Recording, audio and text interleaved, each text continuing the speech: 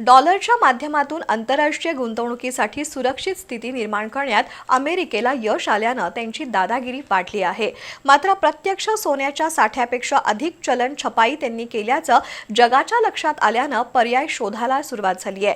त्याचा काय व्हायचा तो परिणाम होईलच, पण यासाठी काही कालावधी लागेल असं मत अर्थविषयक अभ्यासक डॉक्टर विनायक गोविलकर यांनी व्यक्त केलं। इचलकरंजीत रामभाऊ राशीनकर स्मृती व्याख्यानमालेत ते बोलत होते। इचलकरंजीतील चाणक्य प्रतिष्ठान आणि श्री आर्य चाणक्य पतसंस्थेच्या वतीनं रामभाऊ राशीनकर स्मृती व्याख्यानमाला सुरू आहे। या व्याख्यानमालेत रविवारी विनायक गोविलकर यांचं डॉलरची दादागिरी किती काळ या विषयावर व्याख्यान झालं। जगातील अनेक देश अनेक दशकांपासून अमेरिकन डॉलरची दादागिरी सहन करतायत। 80 ते 90% जागतिक व्यापाराचं चलन डॉलर बनलंय। कर्जफेड निर्यात डॉलरमधून चालत असल्यानं डॉलरचं महत्त्व वाढलंय आणि सुरक्षित गुंतवणूक सुद्धा डॉलरमध्ये होते। रशिया युक्रेन युद्धानंतर अमेरिकेनं रशियाला चलनातून वगळून टाकलं तर काही देशांना मुठीत ठेवलंय। वास्तविक सोन्यावर आधारित चलन असतं, पण सोन्याच्या साठ्यापेक्षा अनेक पटीनं जादा चलन छापून वापर केला। ही बाब आता अन्य देशांच्या लक्षात आली आहे। त्यावर उपाययोजनांसाठी चर्चा चालू आहे।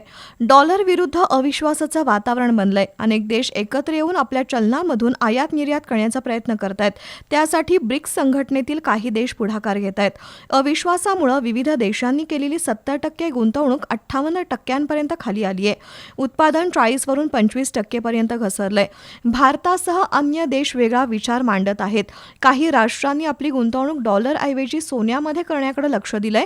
काही देश आपलं चलन वापरून व्यापार करत असल्याचं गोविलकर यांनी सांगितलं। भारतीय अर्थव्यवस्थेवर बोलताना गोविलकर यांनी गेल्या 10-12 वर्षात शासन स्थिर आहे, नेतृत्व खंबीर असल्यानं परकीय गुंतवणूक येत आहे। उद्योगासाठीचा विश्वास भारतात तयार झालाय। नजीकच्या काळात अमेरिकेत राहणारे भारतीय परत येतील आणि नव्या घडामोडी पाहता सोन्याच्या दरात वाढ होईल, मागणी वाढेल असा विश्वासही त्यांनी व्यक्त केला। यावेळी संस्थेचे अध्यक्ष राजेंद्र राशीनकर, जवाहर छाबडा, नरोत्तम लाटा यांच्यासह संचालक मान्यवर आणि श्रोते उपस्थित होते।